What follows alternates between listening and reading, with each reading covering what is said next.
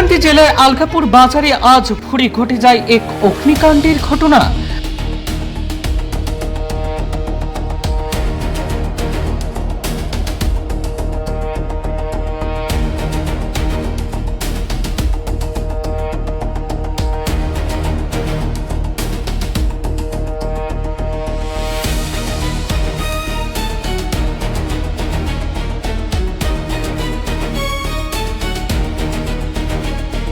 জানা গিয়েছে আজ সকাল আনুমানিক 5টার সময় বাজারের মসজিদের নিকটে অবস্থিত 3টি মুদি দোকানে একটিতেই শর্ট সার্কিট লেগে আগুনের সূত্রপাত হয় বলে আনুমানিক ধারণা।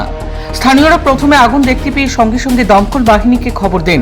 খবর পেয়ে দ্রুত হাইলাকান্দি থেকে 2টি দমকলের গাড়ি ঘটনাস্থলে পৌঁছে আগুন নিয়ন্ত্রণে আনার চেষ্টা চালায়। তবে আগুনের তীব্রতা বেশি থাকায় প্রাথমিকভাবে তা নিয়ন্ত্রণে আনা কিছুটা চ্যালেঞ্জিং হয়ে উঠেছে। পরিস্থিতি সামাল দিতে পরে বদরপুর থেকে আরও একটি দমকলের গাড়ি ডাকা হয়। অতিরিক্ত দমকল বাহিনী পৌঁছানোর পর সম্মিলিত প্রচেষ্টায় অবশেষে আগুন নিয়ন্ত্রণে আসে। এই ঘটনায় ক্ষতিগ্রস্ত 3টি দোকানের মালিক হিসেবে বাপ্পা পাল, রানা পাল এবং পান্না পালের নাম জানা গিয়েছে। প্রাথমিকভাবে অনুমান করা হচ্ছে এই ঘটনায় প্রায় 1 কোটি টাকারও বেশি ক্ষতিগ্রস্ত হয়েছে। ঘটনার পর এলাকা জুড়ে চাঞ্চল্যের সৃষ্টি হয়েছে এবং ক্ষতিগ্রস্ত ব্যবসায়ীরা প্রশাসনের কাছে সহায়তার আবেদনও জানিয়েছে। 50,000 টাকার মাল আছে, মুড়ি, চিরা, বিস্কুট, পাল্লা সব জ্বলি গেছে।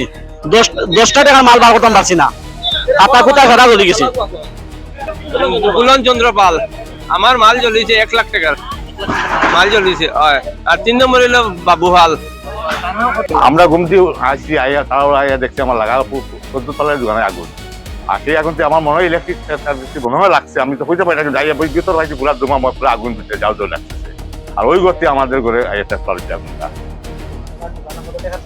আমার দোকানে প্রায় 12 লক্ষ টাকা বানাচ্ছিল। তাতে আমার সামান কিছু বাড়ছে, যে ফায়ার ব্রিগেডটা জ্বলে গিয়া প্রায় 3 লক্ষ টাকা ড্যামেজ হয়েছে।